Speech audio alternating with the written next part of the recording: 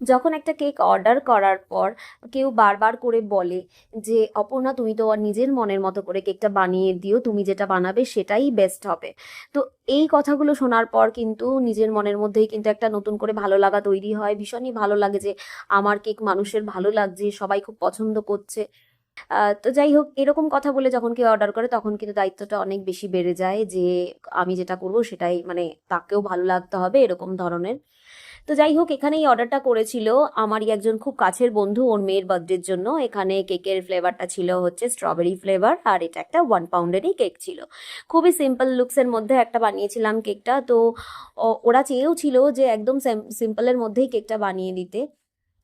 কেকটা ডিজাইনটা রেডি করার পর সামনে থেকে দেখতে ভীষণই ভালো লাগছিল, আর কেকের কমপ্লিমেন্টও ওরা ভীষণ ভালো দিয়েছিল আমাকে। তো তোমরাও জানিও তোমাদের ডিজাইনটা কেমন লাগলো। ভালো লাগলে তোমরা অবশ্যই একটা লাইক, কমেন্ট আর শেয়ার করো।